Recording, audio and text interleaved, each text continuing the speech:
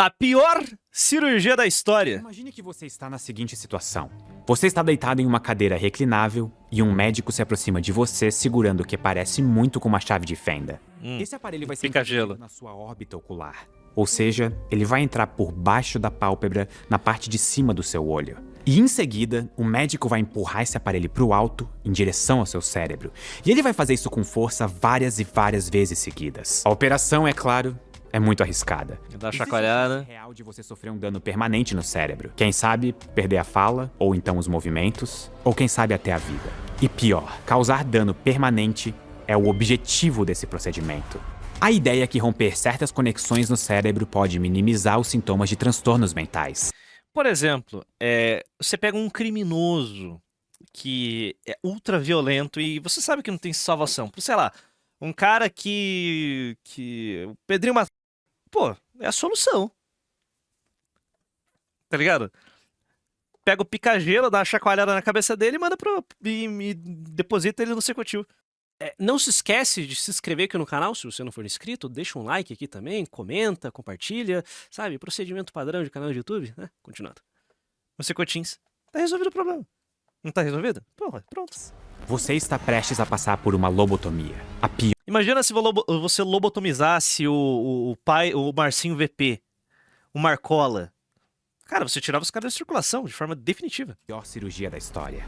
E eu sinto muito, mas é muito tarde para desistir agora. Por exemplo, se o Marcinho VP tivesse recebido uma lobotomia assim que foi preso, não teríamos o Oruan, viu? Entender o porquê de nós termos criado um procedimento tão cruel também é entender a história de como a nossa noção de medicina, cérebro e transtornos mentais mudou com o tempo. A palavra lobotomia vem do grego. Lobos pode ter vários significados, incluindo uma parte de um corpo ou partes de um órgão. E tomia significa cortar ou partir. Ou seja, a ideia da lobotomia é de fazer uma incisão em um órgão do corpo, que nesse caso é o cérebro. Ela surgiu nos anos 1930, numa época em que a medicina era bem diferente do que a gente conhece atualmente. O cérebro humano, que mesmo hoje em dia é cercado de mistérios, ainda era um verdadeiro enigma para todo mundo. E falando em mistério, nós estamos em 2025. Então se você ainda acha... A Lura é minha parceira há muito tempo. E agora, de volta ao vídeo. Como é que um procedimento bizarro como a lobotomia ficou comum antigamente? Lembre que a gente está falando de quase um século atrás. A tomografia, por exemplo, só se... O fato de que a lobotomia era utilizada, era um tratamento padrão para mulheres histéricas. Tipo, histeria era um termo que ele usava, tipo, a mulher tava, sei lá, ela tava desrespeitando o marido, alguma coisa assim. Década no início. Fazer lobotomia, pronto, perdeu sua esposa, porque ela vai virar um vegetal. Tipo, e aceitavam. Tipo, esse era padrão, corriqueiro. Criança, tipo, sei lá, o moleque, ele era tinha uma hiperatividade. Lobotomia. Sabe, chacoalhava a cabeça dele e virava um vegetal. Hoje, eles pegariam, sei lá, um moleque que, eu sou introvertido, eu odeio gente. Lobotomia, se fosse normal. Seria inventada décadas depois. Ou seja, era extremamente Crise de ansiedade, lobotomia. difícil de Vambora. examinar e entender o que se passava dentro da cabeça de uma pessoa. Os mecanismos do nosso cérebro e o funcionamento... Então, antes que vocês comecem a defender lobotomia aqui no chat, como não meme, saiba que eu tô defendendo aqui pra vagabundo. Como punição. Eu defendo como punição. Vocês aí que acham que lobotomia seria um tratamento útil, saibam que mais da metade de vocês iria tomar lobotomia se fosse possível. dos nossos hormônios, por exemplo, desafiavam a compreensão até dos melhores profissionais da época. E com isso, pessoas que sofriam de problemas Não, quase todos vocês iriam pro pica-gelo. psicológicos ou psiquiátricos não recebiam os mesmos diagnósticos que a gente conhece agora. E os tratamentos que esses pacientes têm acesso no presente ainda não tinham nem sequer sido inventados. Os primeiros remédios usados para tratar Sou psicólogo e confirmo. depressão, por exemplo, não chegariam às farmácias até o começo dos anos 60. Ou seja, os profissionais daquele tempo ainda buscavam maneiras de tratar esse tipo de problema. E isso acontecia, de certa forma, na base da tentativa e erro. E além disso, existiam duas grandes correntes de pensamento sobre o tratamento de transtornos mentais. Uma delas era defendida pelo famoso Freud, com a ideia de tratar transtornos mentais com algum tipo de terapia e possivelmente internação. Mas com o avanço das práticas cirúrgicas e a invenção da neurocirurgia, uma nova escola de pensamento surgiu. Talvez doenças mentais fossem um tipo de problema no cérebro que poderia ser tratado realizando uma cirurgia. E essa era a ideia da psicocirurgia, o tratamento de de problemas psicológicos através da cirurgia. Foi aí que surgiu a figura Ah, eu sou muito esperançoso, né? Mas eu espero que tratamentos genéticos sejam a solução perfeita pra você. Porque eu tava vendo no meu Twitter, né? Que é possível você fazer algum tipo de tratamento genético pós-nascimento, sabe? Você como pessoa, você pode fazer, existe a possibilidade. Não sei se é real, porque eu vi no Twitter, afinal de contas, né? Mas imagina que sonho se pudesse fazer um tratamento genético com a pessoa já nascida e sei lá, curar a depressão dessa forma, sabe? Você mudar a química do seu cérebro pra curar a depressão de uma forma muito rápida, sabe? de um médico português Tipo, esses problemas muito graves que demoram muito tempo pra ser tratado. bastante inovador, Antônio Egas Moniz. Por volta de 1920, ele já tinha criado um outro procedimento Sim, é multifatorial, com gestão genética, mas, porra, sei lá, depressão já clínica, que é um monte de químicos no seu cérebro, todos regulados. revolucionário, a angiografia cerebral. Esse procedimento consistia na injeção de um contraste, ou seja, uma substância visível no raio-x. Porra, imagina se imunizar de esquizofrenia, Alzheimer, depressão. Puta que sonho, mas o risco de você fazer isso é. Você mexe em algo e você não sabe a cascata de consequências. A grande dificuldade do CRISPR é justamente essa. O pouco que eu entendo de. Melhor, o pouco que eu li sobre genética é basicamente. A grande dificuldade é essa. Você muda um gene e a cascata. Você não sabe prever as consequências de você modificar aquele um gene. Aí é foda, sabe? Por isso que é tão difícil, porque está demorando tanto. E eu acho que deveria ser, vamos lá, países como o Bostil, que claramente a gente não vai ser vanguarda em IA, claramente a gente não vai ser vanguarda em robótica. Talvez, eu não entendo os custos, devem ser muito altos, mas talvez a gente pudesse investir pesado em engenharia genética. Sabe, focar em genética. Tipo, talvez eu acho que o nosso futuro poderia ser focar em pesquisas genéticas, sabe? É isso, sabe? Focar em buscar se tornar vanguarda em desenvolvimento de CRISPR, em desenvolvimentos genéticos, em modificação, sabe? Focar nisso. Talvez, completamente do nada. Talvez, eu acho que isso seja mais barato de investir e se tornar vanguarda do que focar em IA ou robótica. Estou completamente esquizofrênico aqui? Achar que isso talvez seja mais barato? Barato, só custa, apenas dinheiro, não tô falando de know-how. Será que é mais barato do que focar em robótica e IA? Em uma artéria que irriga o cérebro. E desse O Brasil já é vanguarda no agro, geneticamente. Tipo, no agro já é, em modificação genética, em planta já tá rolando. jeito era possível descobrir o padrão de fluxo do sangue no Isso nunca funcionou em um país cristão, esquece, só na China. Para, não me desanima desse jeito, cara. Que merda. Os chineses têm uma vantagem em cima disso, eles não têm essas limitações que aqui tem. cérebro. Isso permitiu Não mesmo, genética é muito mais caro. Ok, obrigado, fui molgado. Vamos de robótica então, é isso. diagnóstico, por exemplo, de tumores cerebrais. Mas na década seguinte, Egas Moniz viria com uma ideia ainda mais impressionante. Uma cirurgia supostamente capaz de curar uma série de problemas de saúde, como a esquizofrenia, a depressão e até a agressividade excessiva. Quem já assistiu Laranja Mecânica sabe que essa ideia Vamos lá, eu vou dar duas opções, vou colocar aqui na bandeja, aqui na frente de vocês. Temos duas opções.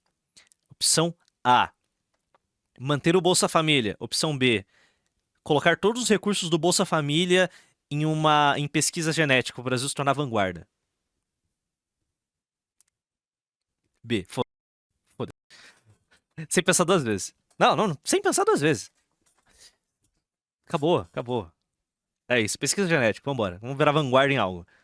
ideia permeia a nossa imaginação há muito tempo. A vontade humana de curar a maldade é histórica. Mas assim como no clássico do Stanley Kubrick, as coisas não são tão simples na vida real. Nesse caso, a tal cirurgia promissora era a leucotomia pré-frontal, também conhecida como lobotomia, que era uma ideia tão revolucionária que rendeu ao português Egas Moniz um prêmio Nobel de Medicina nos anos 1940.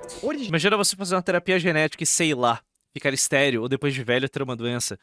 Esse é o grande problema, tá ligado? Esse é foda. É muito difícil, cara. É algo muito complexo, velho. Finalmente, a ideia era que apenas pacientes com um estado grave que oferecessem risco a si mesmo ou a terceiros fossem submetidos a esse tipo de procedimento. O Moniz acreditava na ideia de que esse tipo No Brasil já temos iniciativas quanto à engenharia genética. Isso é muito embrionário e tem pouco investimento, mas são realmente muito boas.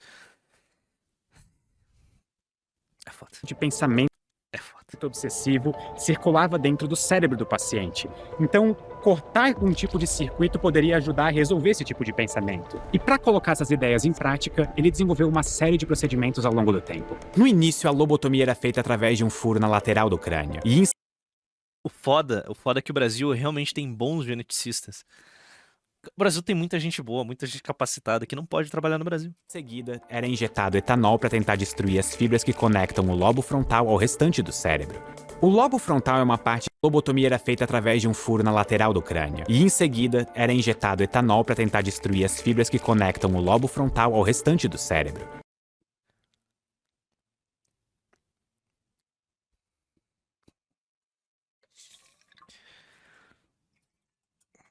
Chegar pra aqueles boomer bosta lá, os que falam de raiz. Ah, não, eu sou raiz.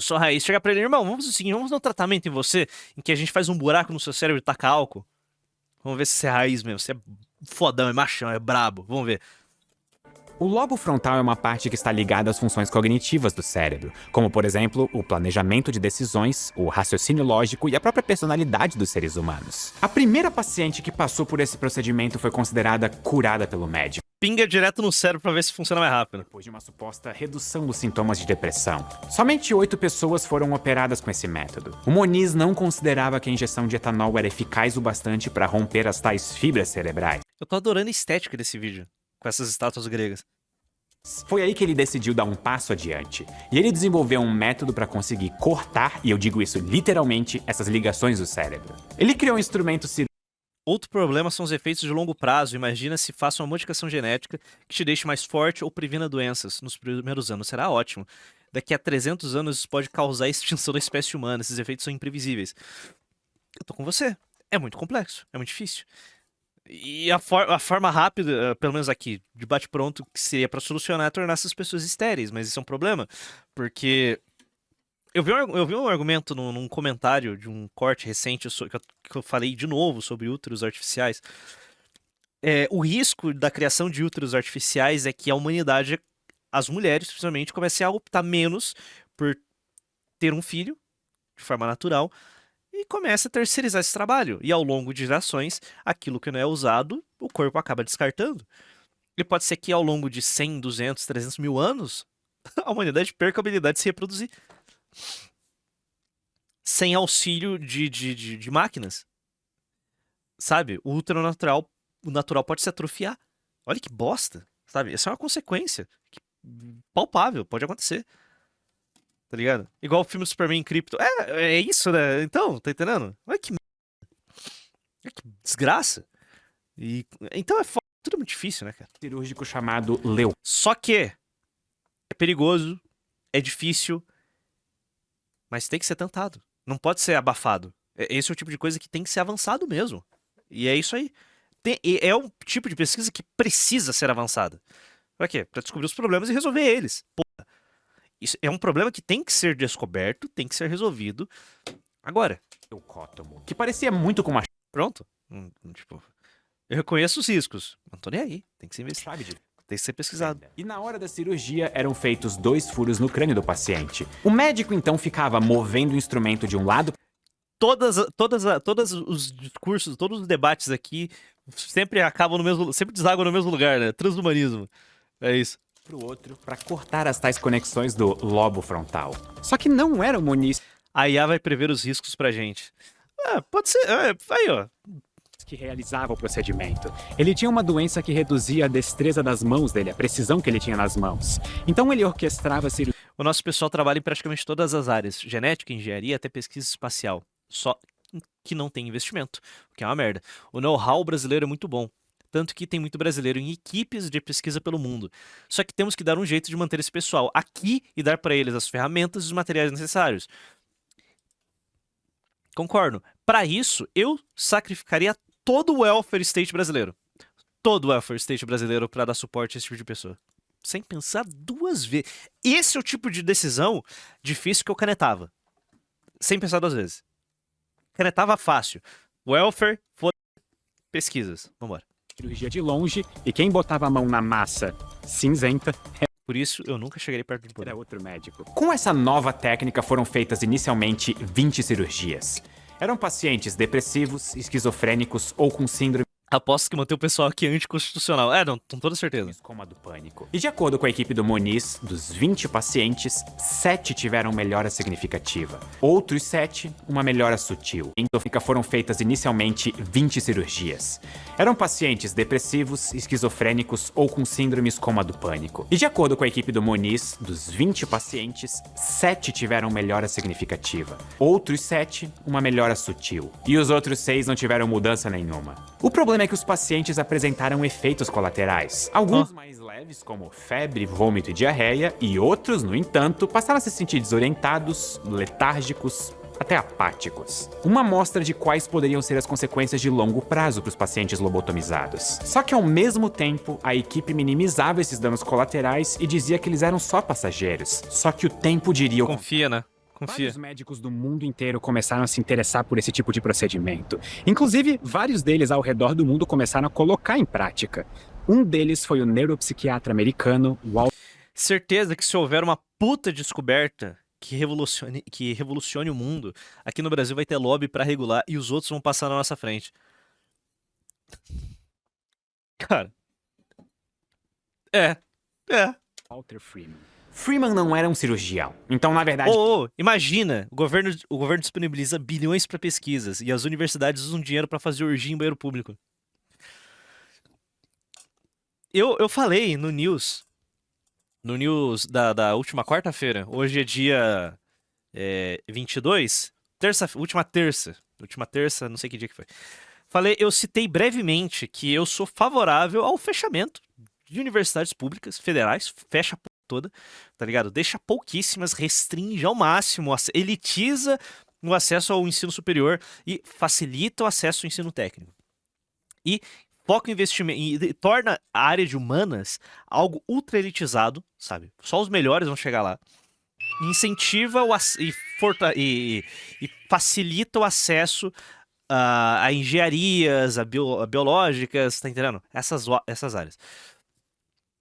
E tipo, já ele vai afunilando e só com os melhores ali pra fazer esse tipo de pesquisa. Como vai ter pouca gente em humanas pra fazer pesquisa, bom, o dinheiro não vai ser tão grande assim. A maior parte do dinheiro vai pra engenharias e pra biológicas fazer as suas pesquisas que realmente vão gerar valor pra sociedade. Bom, puta tecnocracia. Valeu, DDD, valeu pelos 10 contos. Semana passada teve o primeiro caso de terapia genética bem-sucedida. Dá pra dar uma acelerada. Eu vi esse texto. É exatamente isso que eu tava vendo. Um bebê da Pensilvânia é o primeiro a receber com sucesso terapia genética personalizada. Os médicos usaram a ferramenta de edição genética CRISPR para tratar uma criança que nasceu com uma doença rara e perigosa. Cientistas dizem que ela poderá, um dia, tratar milhões de pessoas. Tá acontecendo, rapaziada.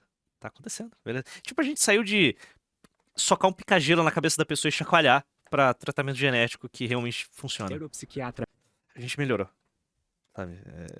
Eu fico otimista.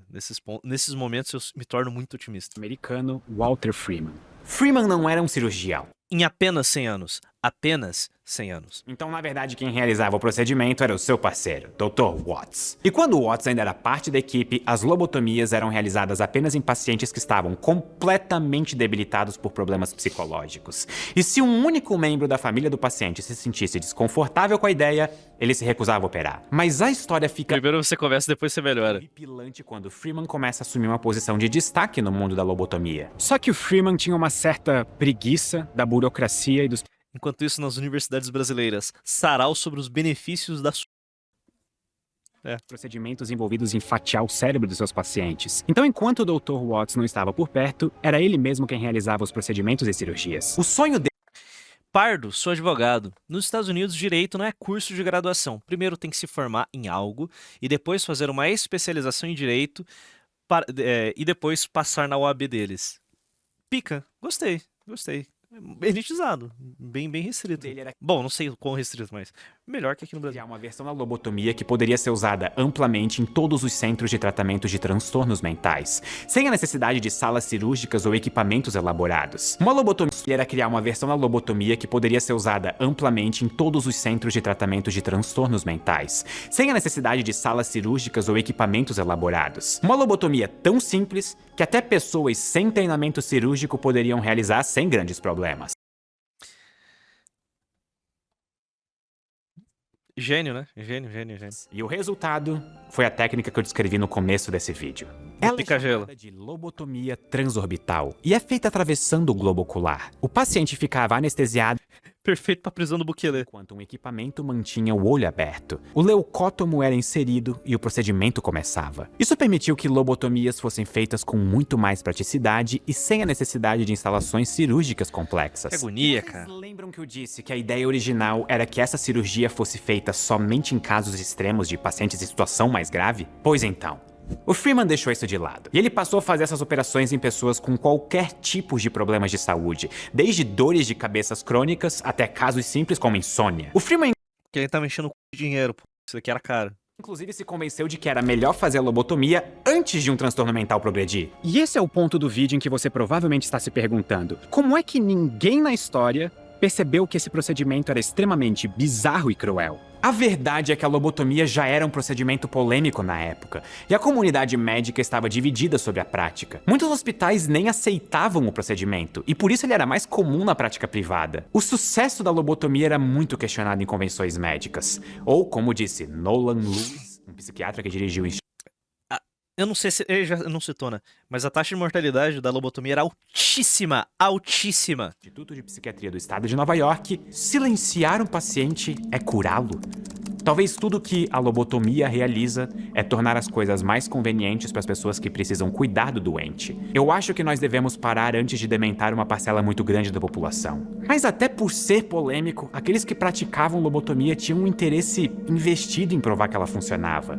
Então, talvez por interesse financeiro ou simplesmente por terem se amarrado demais ao procedimento, os lobotomistas não avaliavam objetivamente o resultado das lobotomias. Não existia nenhum método objetivo para determinar se um paciente melhorou, muito menos para determinar de maneira objetiva o quão efetiva a lobotomia era. O procedimento era defendido na base dos relatos dos melhores resultados, enquanto os piores eram discretamente ignorados. Tipo a irmã do Kennedy. Provavelmente ele vai citar aqui. O Freeman estava basicamente se iludindo, e nós sabemos isso hoje porque nós podemos comparar os extensivos diários que ele escreveu com os relatos dos pacientes. O Freeman sempre tinha uma visão otimista e positiva, independente do que acontecia de fato. E inclusive, não era incomum que pacientes que melhoraram atribuíssem a melhora a outros fatores, como por exemplo, terapia, e não a lobotomia. Ou seja, não só a lobotomia era um procedimento polêmico, os médicos envolvidos nem sequer fizeram um bom trabalho em avaliar o quão efetivo o procedimento era. Muita gente morria depois desses procedimentos. O Freeman alegava que a taxa de sucesso dele era de 85%, mas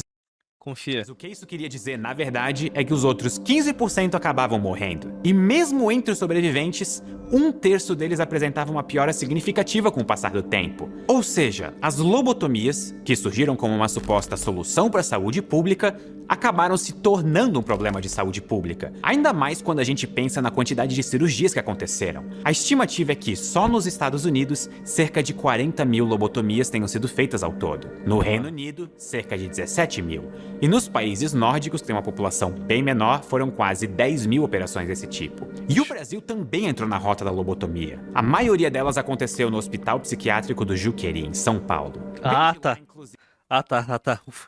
teve uma estatística que chama a atenção. Cerca de 95% dos prontuários eram de mulheres, apesar de elas serem menos de 40% das pacientes. Ou seja, os médicos praticavam a lobotomia numa proporção muito maior em mulheres do que em homens. Em muitos casos, os médicos submetiam as pacientes mulheres à lobotomia por considerar que o comportamento delas era inadequado. Por exemplo, jovens tidas como agressivas, desobedientes ou com uma sexualidade supostamente anormal. Ou que Aí, tipo, a menina é normal, sabe, saudável, e os pais, na época, não, arruinavam a vida dela pra sempre. Ela ia se tornar um vegetal, tipo. Esse é o caso da irmã do Kennedy, eu não lembro, né? Acho que era isso. Ela era normal ou ela tinha problema psicológico? Não lembro. Cara, na moral, velho. Eram outros tempos, velho. Mas, tipo, eu vou ser honesto com vocês. Eu consigo ver Eu consigo ver, principalmente maluco, tá ligado? Sei lá, sabe? Eu vou descrever aquele clássico. É, Armando Kennedy tinha epilepsia, lobotomizaram ela pra consertar isso, eu acredito. Ah, tá. Ok. Mas eu já vi relatos, eu li relatos, tipo, que nem o Pedro Luz aqui. Li relatos. De mulheres que normais, elas só tinham, sei lá, um comportamento anormal, como ele descreveu, e tipo, chacoalha a cabeça dela, ela virar um vegetal e pronto. Vida arruinada, vida arruinada. E é isso aí, sabe? Viam em casos extraconjugais. Tudo isso podia fazer com que elas acabassem sendo lobotomizadas à força. Qualquer comportamento visto como imoral Mano. e supostamente anormal. Ou que se envolviam em casos extraconjugais. Tudo isso podia fazer com que elas acabassem sendo lobotomizadas à força. Qualquer comportamento visto como imoral era o suficiente para submeter a mulher a esse tipo de cirurgia. Mesmo quando não havia indicação médica. Inclusive, uma das pacientes de lobotomia mais famosas da história era uma mulher. E o nome dela era Rosemary Kennedy. E ela era irmã do futuro ex-presidente americano John Kennedy. O parto dela teve complicações e ela cresceu com dificuldade de aprendizado. Rosemary também tinha ataques de raiva e foi internada em um convento, mas nada parecia suficiente para mudar a personalidade dela. Foi aí que o pai da jovem e do futuro presidente Kennedy entrou em contato com Walter Freeman. Rosemary passou pela cirurgia e nunca mais voltou a ser quem era. Cara, puta que pariu, né, velho? Puta que pariu, né, velho? Cara, uma coisa que. Vivemos de outro momento, né? Mas eu nunca. Vamos lá, eu gosto da ideia de tratamento genético, cara, mas eu não sou favorável a testes amplos, tá ligado? Eu gosto da ideia de uma pessoa que tá em estado terminal aceitar ser um cobaia em experimento, sabe? Acho ok. Acho isso da hora. Inclusive, se eu estivesse em um estado terminal, por qualquer doença que fosse, eu ia topar, tá ligado? Ser cobaia. Bom, não tem como voltar, eu já tô fudido. Tá entendendo? Teste em preso, em criminoso, acho ok. Agora, você pegar, sei lá, a sua filha e. Ah, tem um teste experimental, falam que funciona. Não, testa aí, faz uma cirurgia nela, dá uma chacoalhada na cabeça dela. Tipo, mano. É legal a ideia. Nunca vou testar isso do meu filho. Não vou confiar no falaram. Foda. Não vou.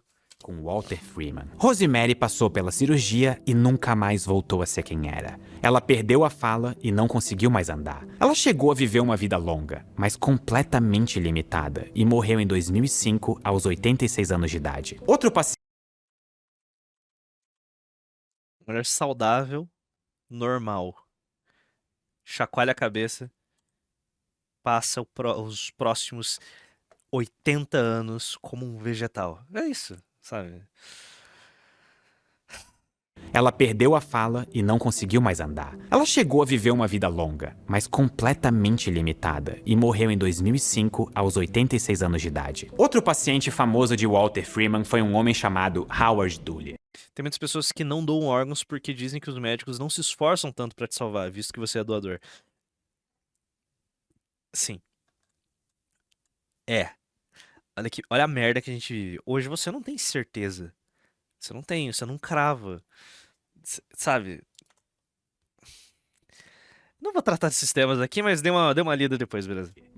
Dê uma olhada depois, rapaziada.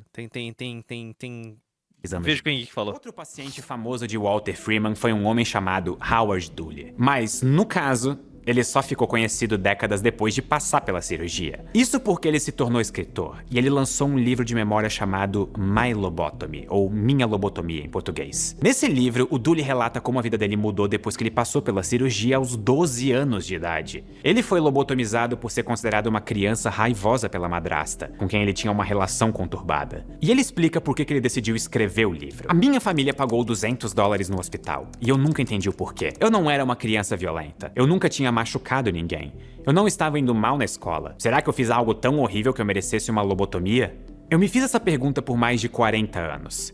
E então, quando eu completei 55, eu decidi procurar a resposta. De acordo com ele, a cirurgia tirou a capacidade dele de sentir e entender as emoções, ficando em um estado profundo de distanciamento. Ele perdeu a concentração e a capacidade de reter informações, tornando-se um homem isolado e frustrado.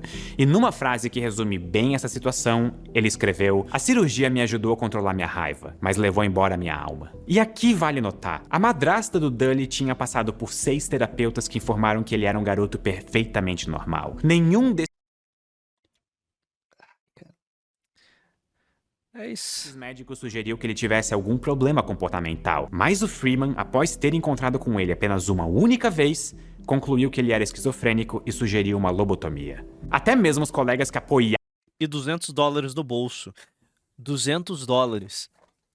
$200, beleza? No início do século XX. $200. Qualquer pessoa que passasse na frente dele ia falar: não, lobotomia. Imagina quanto dinheiro esse cara ganhou do Kennedy pra chacoalhar a cabeça da irmã do Kennedy. Quanto? Mas vidas destruídas por $200. É isso, porra. É isso. o Freeman ficaram assustados por ele ter realizado o procedimento. Papo reto, é a mesma coisa das transições em menores rolando nos Estados Unidos. Sim. Sim. É a mesma coisa. Agora, neste momento, estão socando hormônio em criança, bloqueadores hormonais, bloqueadores de puberdade em crianças. Porque, ela se identifica com outro gênero, então soca bloqueador. É. E eu vou deixar bem raso aqui, depois vocês façam as suas pesquisas. Travar a sua puberdade gera consequências gravíssimas que você vai carregar pelo resto da sua vida.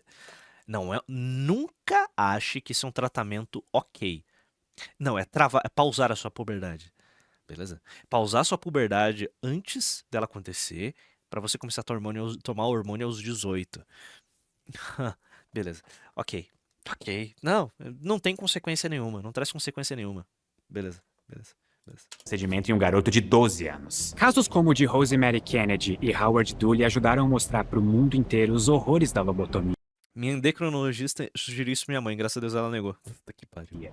E também ajudam a gente a entender por que o procedimento começou a ser banido no mundo inteiro em 1950. Foi mais ou menos nessa época que vários dos remédios que a gente tem acesso hoje para tratar transtornos mentais começaram a atingir as farmácias. E também existiu um fator externo que, a princípio, parece não ter nada a ver com essa história, mas que contribuiu para o fim das lobotomias: o término da Segunda Guerra Mundial. Isso porque o Código de Nuremberg de 1947 regulamentou as experiências médicas em seres humanos. O objetivo era evitar que se repetissem as atrocidades que foram cometidas durante a guerra. E todos esses fatores fizeram com que, na metade do século passado, a opinião da sociedade mudasse em relação à lobotomia. A prática perdeu adeptos, e nenhum país permite que cirurgias nesses moldes sejam feitas hoje em dia. Existe um consenso de que a prática é desumana e que não deve mais ser utilizada em nenhuma hipótese. A história da lobotomia é a história de um dos maiores erros da medicina moderna, se não o maior. Mas eu acho que nós podemos tirar uma lição. A gente tá vendo uma geração que não vai chegar aos 30 por causa dos pais. Pais narcisistas. Satânicos. A gente tá vendo isso acontecendo diante dos nossos olhos. E se você fala alguma coisa... ainda maior dessa história. O grande problema da história da lobotomia é o quão rápido um procedimento extremamente perigoso passou a ser usado de maneira irresponsável para calar pessoas que não se encaixavam num padrão esperado pela sociedade. Nossa, que paralelo histórico engraçado. No início do século XXI, pais completamente fora de si aceitam tratamentos experimentais em seus filhos, porque eles aparentemente não se encaixam no padrão esperado pela sociedade. Nossa. Sabe, você vê um paralelo, às vezes a história rima. Sendo que originalmente ela era usada para tratar só casos graves. O procedimento da lobotomia era extremamente cruel. Mas o que é cruel de verdade nessa história é que isso só mostra algo que já estava na sociedade. que era o desejo de silenciar e apaziguar pessoas que não se encaixavam no que era esperado. Na minha opinião, o que torna o procedimento da lobotomia algo tão cruel e horrendo não é a ideia de um procedimento que fatia partes do cérebro de uma pessoa, e sim a ideia de que existem pessoas que merecem ter o seu cérebro fatiado. Que a história da lobotomia seja para sempre um lembrete do que acontece quando a gente procura respostas rápidas e eficientes para problemas que, na verdade, são muito mais complexos do que a gente quer acreditar. Muito obrigado e até a próxima. Mais um excelente vídeo do senhor Pedro Luz e mais uma reflexão desesperadora aqui para os senhores. A gente tá cheio de pais, filhos da puta aí, né?